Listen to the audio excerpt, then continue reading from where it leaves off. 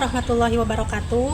Perkenalkan, nama saya Heni Hernawati, peserta PPG Dalja Batch 1 tahun 2025 akan melaksanakan video pembelajaran praktek UKIN kerja yang dilaksanakan di Sekolah MA YPI Ciwangi. Mohon bimbingannya dari Bapak Ibu pengawas. Terima kasih, selamat menyaksikan. Wassalamualaikum warahmatullahi wabarakatuh.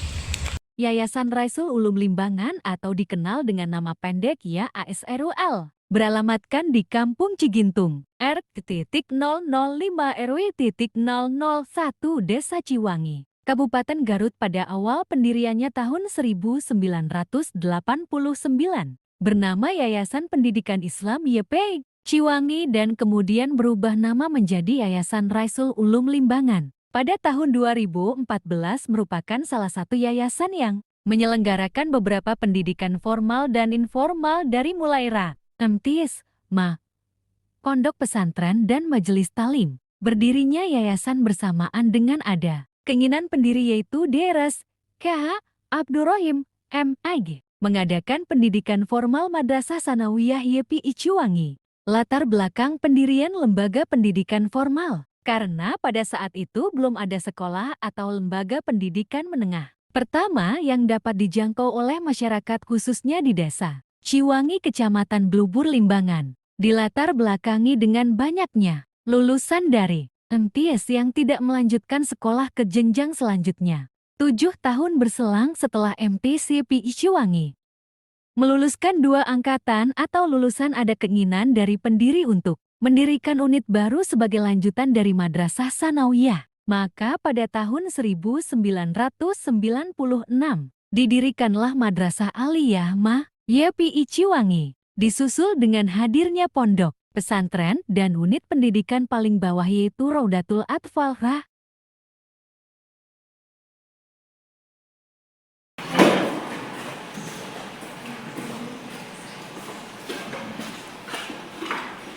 Assalamualaikum warahmatullahi wabarakatuh. Waalaikumsalam warahmatullahi wabarakatuh. Nah, sebelum pembelajaran dimulai, silakan sekarang bajunya yang belum rapi dirapikan dulu. Kemudian bangkunya juga silakan dirapikan dulu. Bangkunya juga dirapikan dulu. Duduknya yang nyaman, ya. Sudah? Sudah. Baik. Sebelum pembelajaran dimulai, kita dimulai dengan berdoa bersama-sama. Silakan dipimpin oleh ketua kelasnya. Silakan Angga dipimpin. Belum belajar, maka baiknya kita berdoa. Berdoa dimulai.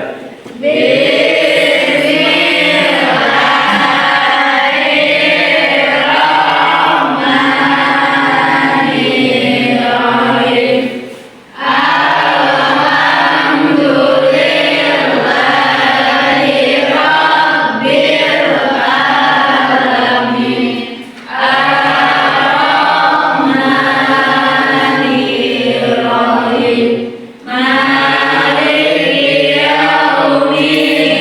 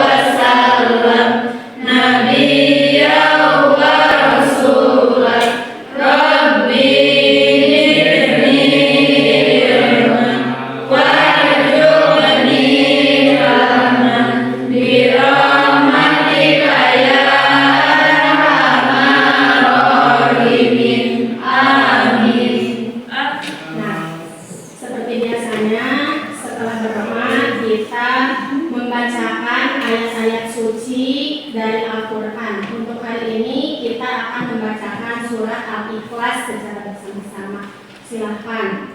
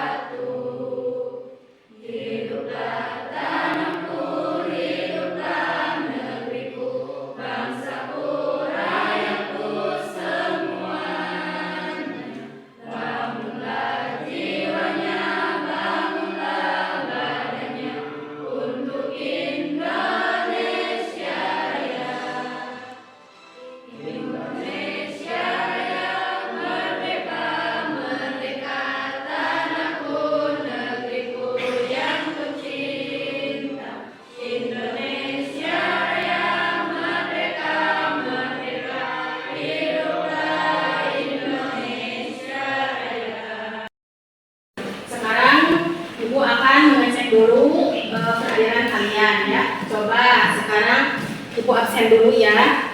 Dari absensi pertama. Coba Angga hadir? Ya. Kemudian Pandi hadir? Hadir. Ya. Lanjut Sophie hadir? Ya. Nina hadir? Ya. Kemudian Cinta hadir? Ya. Alhamdulillah hadir semuanya ya. Ada yang tidak hadir? Tidak ada ya. Alhamdulillah semuanya hadir ya.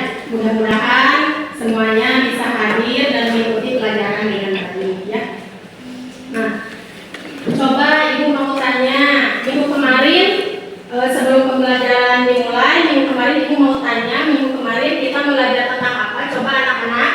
Tentang pembunuhan Bu. Oh, iya betul, bagus ya, berarti tadi malam Neng menghafal ya, menghafal materinya ya, bagus. Selanjutnya Ibu akan tayangkan video pembelajaran. Video ini berkaitan tentang materi apa coba yang akan kita pelajari hari ini ya. Silahkan disimak dulu videonya.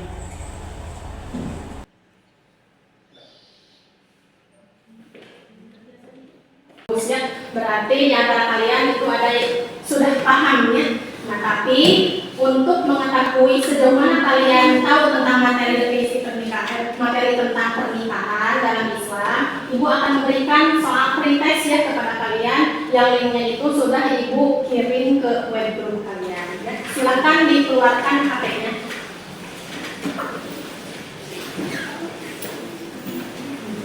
Silakan. Sudah ada? Ada. Ya. Silakan dikerjakan selama 5 menit saja ya. Silakan bisa?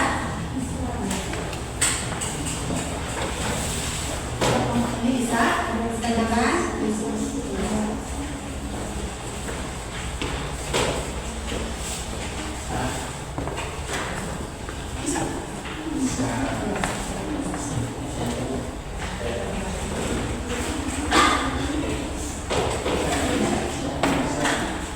Ya, silakan. Sudah selesai? Sudah. Ya. Selanjutnya kita lakukan stripping dulu ya. Kita lakukan tepuk manjada wajada. Silakan semuanya berdiri. Oh ya, tepuk manjada wajada. Baik, kita lakukan sekarang.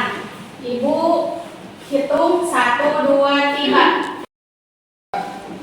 Tepuk menjada wajada.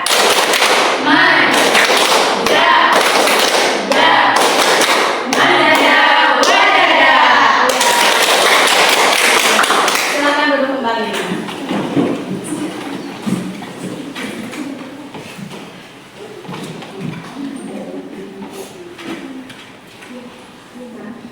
Selanjutnya, sebelum masuk ke materi, Ibu akan membacakan dulu tujuan pembelajaran untuk hari ini, yaitu yang pertama itu adalah peserta didik dapat menjelaskan definisi dari pernikahan. Yang kedua, peserta didik dapat menyebutkan rukun dan syarat pernikahan. Kemudian yang selanjutnya nomor 3, peserta didik dapat memahami dalil tentang pernikahan. Kemudian yang keempat, peserta didik dapat menganalisis hukum Islam tentang pernikahan berdasarkan syariat Islam. Yang selanjutnya yang kelima, peserta didik dapat menyimpulkan hikmah dari materi tentang pernikahan. Untuk hari ini kita akan mempelajari materi tentang pernikahan dalam Islam. Nah, coba sebelum dimulai ke materi, adakah yang masih ingat apa itu definisi dari pernikahan? Coba saya tahu. Pernikahan adalah suatu akad yang menghalalkan suatu pergaulan antara seorang laki-laki dan perempuan yang bukan mahramnya, di mana itu menghasilkan hak dan kewajiban di antara keduanya dengan menggunakan lafaz ijab kabul. Ya, betul ya. Kemudian Ibu mau tanya lagi, coba hal-hal yang harus ada atau siapa saja biasanya ketika ijab kabul berlangsung, coba siapa yang tahu? Oh iya, silakan Neng. Ada 5. Yang pertama calon pengantin laki-laki, yang kedua calon pengantin perempuan, yang ketiga itu wali, yang keempat itu 2 orang saksi, dan yang terakhir ijab kabul. Iya, bagus ya. Kemudian yang selanjutnya coba kalian pernah kan menyaksikan tentang bagaimana berjalannya proses pernikahan? Pernah. Coba bagaimana proses pernikahan tersebut berlangsung? Coba ada yang tahu? Silakan Jana. Proses pernikahan berlangsung yaitu ada pengantin laki-laki dan keluarga datang, Iya. menyerahkan serahan dan ijab kabul. Iya, betulnya. Biasanya ada apa?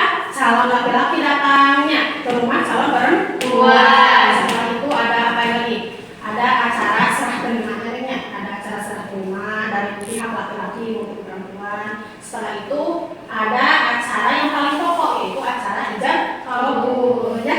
Nah itu ya.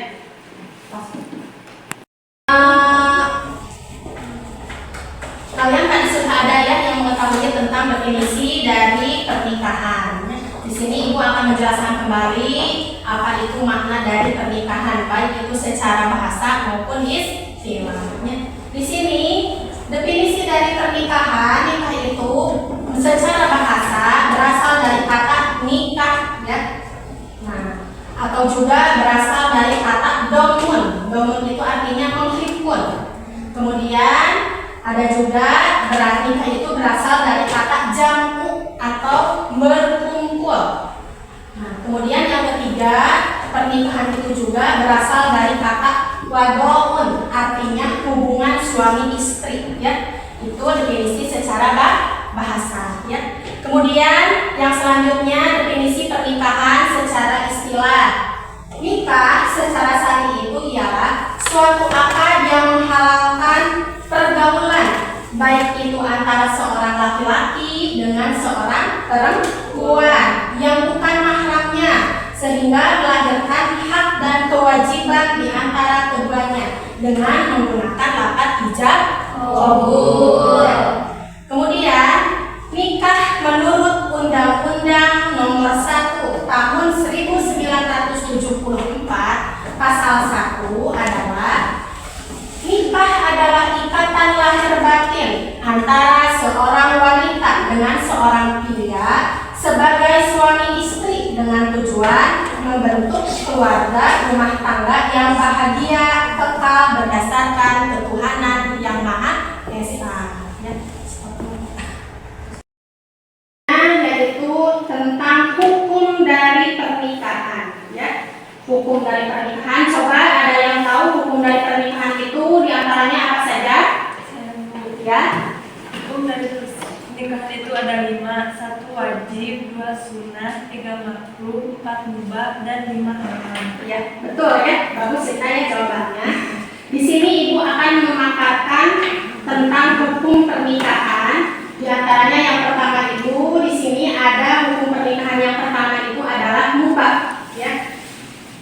Yang bagaimana hukum pernikahan hukumnya mubah adalah jika seseorang melakukan pernikahan hukumnya boleh, ya, dan tidak melakukan pernikahan juga boleh, ya. Itu arti dari definisi mubah, ya. Kemudian hukum pernikahan yang hukumnya sunnah. Sunnah apabila seseorang telah mampu untuk memberi mahar dan penghidupan kepada calon istri, akan tetapi mampu mengendalikan hawa nafsunya sehingga tidak takut terjerumus ke dalam perbuatan zina. Dalam artian di sini dia itu sudah sanggup untuk menikahnya, sudah siap untuk memberikan nafkah secara lahir maupun batin, tetapi dia masih bisa mampu untuk apa tadi? Mengekang hawa nafsunya untuk berbuat sesuatu hal yang tidak-tidaknya. Nah, ini maksudnya, maksud dari hukum pernikahan yang kedua, yaitu sunnah. Yang selanjutnya, hukum yang ketiga adalah wajib. Yang bagaimana Bu hukum pernikahan yang wajib? Nah, di sini adalah wajib, hukumnya wajib apabila seseorang sudah mampu membayar mahar dan memberi nafkah.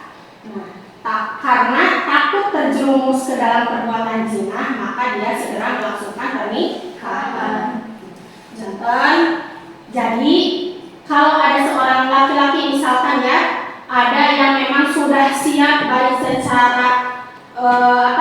secara fisik maupun mental dan materi untuk melangsungkan pernikahan, kemudian dia dalam hatinya ada rasa takut ya, kalau tidak segera untuk menikah nanti saya bisa terjerumus ke dalam lubang perzinahan. Nah, maka ini hukumnya menjadi wajib, ya. Selanjutnya, hukum yang keempat itu adalah haram. Coba ada yang tahu yang bagaimana hukum pernikahan menjadi haram bagi seseorang? Coba, ada yang tahu tidak? Silakan angkat tangan. Coba, ada yang tahu bagaimana hukum yang selanjutnya itu adalah hukumnya haram? Seseorang haram untuk menikah. Coba, kenapa hukumnya haram? Haram Bu karena tujuannya menyakiti. Ya betul, ya sangat bagus. Hukum pernikahan menjadi haram itu haram apabila seseorang melakukan pernikahan dan akhirnya menganiaya seseorang seperti belum mampu menikah dan memaksa diri untuk melakukan pernikahan. Ya contohnya tadi tujuan menikahnya itu tidak baik dalilnya, karena tujuannya ingin menyakiti. Ya betul ya. Yang selanjutnya, hukum yang selanjutnya itu adalah makruh yang terakhir. Nah, definisi dari makruh di sini adalah apabila seseorang belum mampu melakukan pernikahan, tetapi mampu mengendalikan diri dari tuntutan nafsu seksual. Nah, maka di sini hukumnya menjadi makruh. Ya. Paham ini definisi tentang hukum pernikahan? Baik, dilanjutkan materinya ya. Tentang pernikahan. Dalilnya itu tertera dalam surat Ar-Rum ayat 21 yang artinya di antara tanda-tanda kebesarannya ialah bahwa dia menciptakan pasangan-pasangan untukmu dari jenis dirimu sendiri agar kamu merasa tentram kepadanya. Dia menjadikan di antaramu rasa cinta dan kasih sayang. Sesungguhnya pada yang demikian itu benar-benar terdapat tanda-tanda kebesaran Allah bagi kaum yang berpikir. Jadi Allah itu menurut surat Al-Rum ini ya, bahwa Allah itu memang sudah menciptakan manusia itu berpasang-pasangan ya, laki-laki dan perempuan. Dan dengan adanya pernikahan maka akan tumbuhlah bagi suami istri itu rasa cinta dan kasih sayangnya, saling menjaga. Yang itu ya keterangan dari yang diterangkan dari bahwa seseorang Allah itu sudah menciptakan seseorang secara berpasang-pasangan dan dan menjadikan kedua pasangan itu tumbuhlah rasa cinta kasih sayang ya dalam kedua pasangan tersebut. Yang selanjutnya itu adalah surat An-Nisa ayat 3 yang artinya, dan jika kamu khawatir tidak akan mampu berlaku adil terhadap hak-hak perempuan yatim, bila mana kamu menikahkan, maka nikahilah perempuan lain yang kamu senangi, 2, 3, atau 4. Tetapi jika kamu khawatir tidak akan mampu berlaku adil, maka nikahlah seorang saja, atau hamba sahaya perempuan yang kamu miliki, yang demikian itu lebih dekat agar kamu tidak berbuat lain. Dan jadi menurut surat An-Nisa ayat 3 ini, bahwa seseorang laki-laki itu bisa menikahi ya perempuan lebih dari satu ya, bisa masna, wasulasa, waruba, bisa 2, 3, sampai 4 ya, maksimal 4 ya.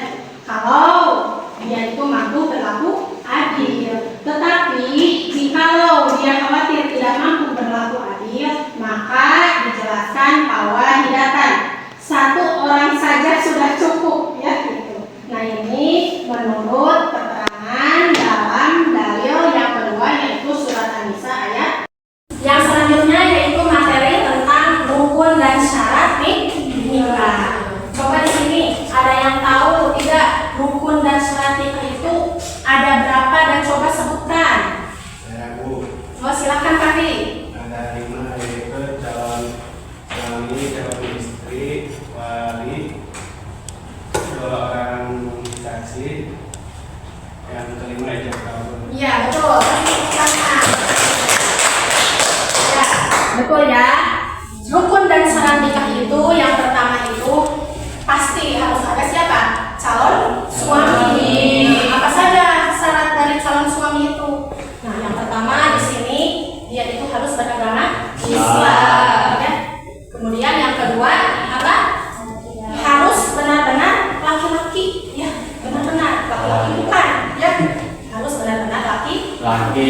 Kemudian yang ketiga itu harus atas kemauan sendiri, bukan atas paksaan dari siapapun nikahnya ya, harus atas kemauan sendiri. Nah yang keempat itu adalah tidak beristri 4. Kalau laki-laki itu tidak boleh memiliki istri 4. Nah karena salah satu syaratnya laki-laki bisa menikah itu adalah jangan melebihi 4 orang istri. Bagaimana Bu kalau mempunyai 4 orang istri? Ya salah satunya itu harus diceraikan dahulu. Itu syaratnya ya, tadi calon laki-laki atau calon suami. Nah yang kedua itu adalah calon istri. Apa saja syaratnya? Yang pertama itu harus beragama Islam. Kemudian yang kedua itu adalah benar-benar dia itu adalah perempuan ya.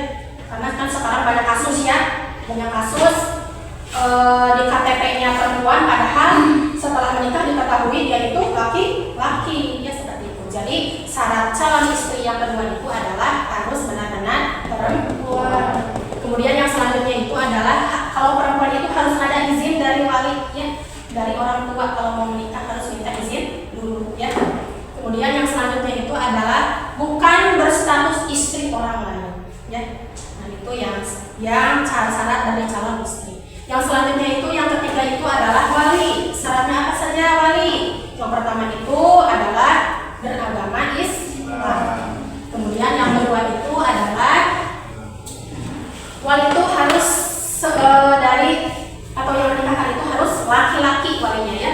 Kemudian yang selanjutnya itu adalah yang ketiga balik, yang keempat berakal, yang kelima merdeka, dan yang kelima adil. Itu syarat dari wali.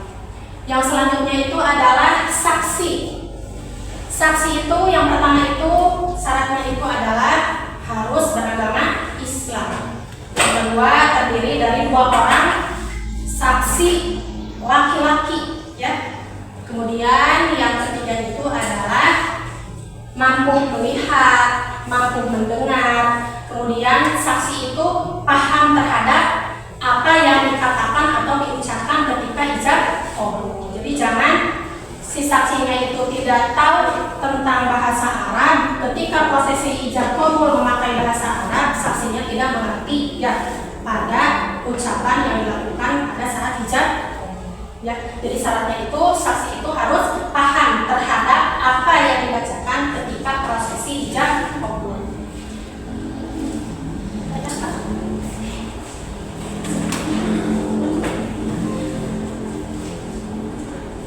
Kemudian yang selanjutnya itu adalah syarat saksi yang keenam itu adalah hadir dalam ijab qabul. Jadi saksinya ada ketika prosesi ijab qabul.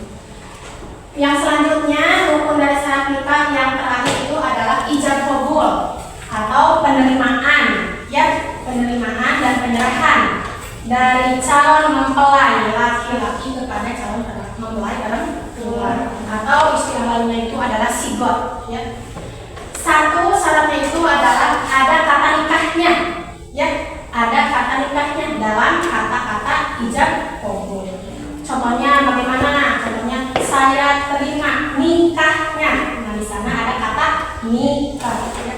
Kemudian yang kedua diucapkan pelaku akad. Yang ketiga harus bersambung. Yang keempat dalam satu tempat, ya. Kemudian yang kelima tidak dibatasi waktu.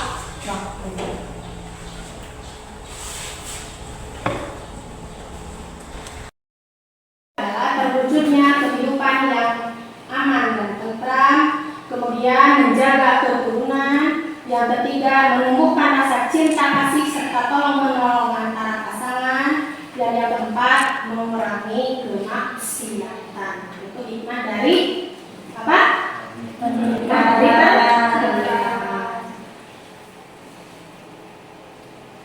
Setelah tadi ibu tanyakan video tentang pernikahan dini, coba kalian menemukan informasi tentang apa dari video tersebut?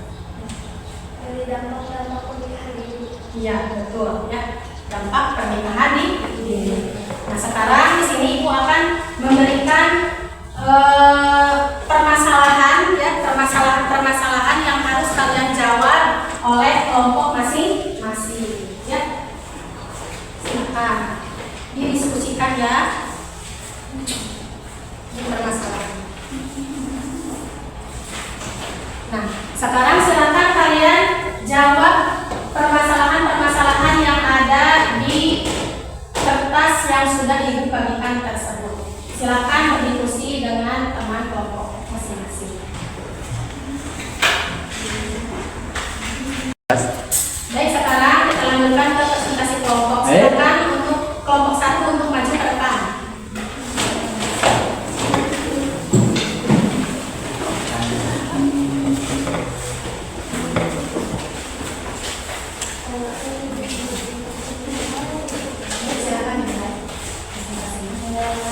Assalamualaikum warahmatullahi wabarakatuh. Waalaikumsalam warahmatullahi wabarakatuh.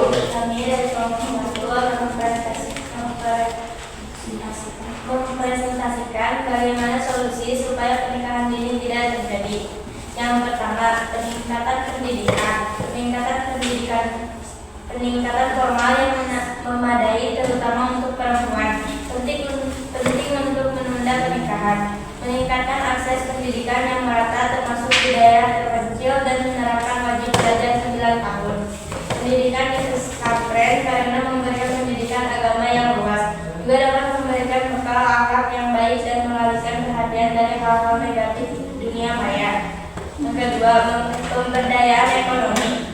Peningkatan ekonomi masyarakat sangat penting untuk menciptakan stabilitas finansial sebelum nikah. Yang ketiga, sosialisasi dampak pernikahan dini. Sosialisasi terutama pada remaja sangat efektif untuk membantu mereka memahami resiko dan konsekuensi dari pernikahan dini. Sekian presentasi dari kami. Jika ada pertanyaan silakan diajukan. Saya mau bertanya, konsekuensi apa yang terjadi? Silakan. Konsekuensi apa yang terjadi jika adanya pernikahan dini? Yang pertama, komplikasi kehamilan yang berakibat fatal pada ibu.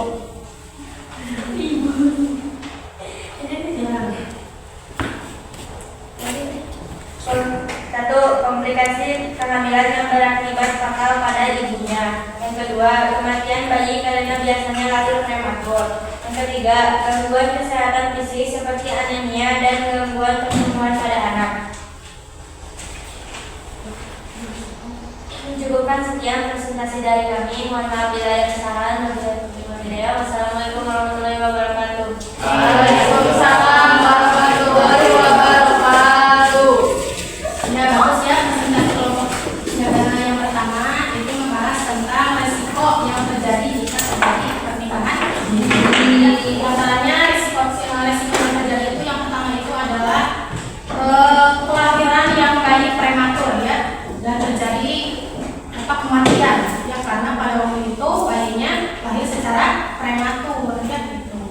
Itu salah satu di antaranya ya, dampak resiko yang ditimbulkan dari pernikahan dini. Ya, sangat untuk kelompok satu itu sangat bagus ya presentasinya tadi ya. Kemudian kalian juga tadi aktif ya, ada yang aktif bertanya ya. Kemudian baik, berdasarkan materi yang sudah tadi Ibu ajarkan, coba di sini siapa yang bisa menyimpulkan materi yang diajarkan pada hari ini? Coba silakan. Saya Bu. Ya, Pak, coba. Alhamdulillah, setelah saya mempelajari materi ini, saya jadi tahu tentang makna pernikahan serta dalil tentang pernikahan dan lebih hati-hati dalam bergaul supaya tidak terjerumus pada perbuatan jina.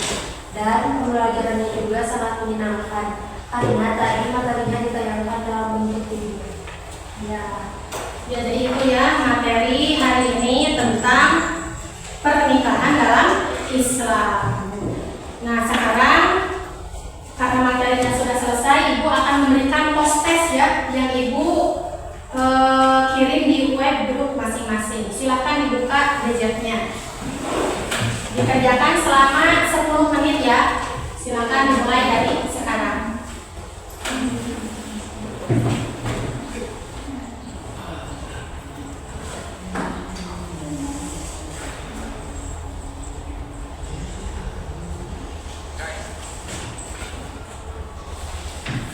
Sudah selesai? Ya, sudah. Oh iya, alhamdulillah ya. Setelah Ibu lihat dari hasil post test kalian hari ini, ternyata nilainya itu ada yang mencapai nilai 100 ya. Tepuk tangan untuk kemudian ada juga yang mendapatkan nilai 80 ya. Berarti kalian sudah paham terhadap materi yang sudah diberikan oleh Ibu tadi ya. Nah, sekarang untuk mengakhiri pembelajaran hari ini, sebelum diakhiri, Ibu akan memberikan tugas PR untuk kalian ya. Nanti PR-nya itu adalah silakan kalian cari ya masalah-masalah tentang pernikahan yang terjadi di kalangan masyarakat sekarang ini ya. Nanti kalian tulis dalam bentuk esai, setelah itu nanti minggu depan dikumpulkan ya. Nah, untuk pertemuan yang selanjutnya, untuk pertemuan minggu depan, materinya yang akan Ibu bahas dan akan disampaikan kepada peserta didik yaitu materi tentang perceraian ya. Materi tentang perceraian ya. Apa dampak dari adanya perceraian bagi masyarakat. Nah, itu ya. Terima kasih. Kalau begitu, materi Ibu tutup dengan membaca doa bersama-sama.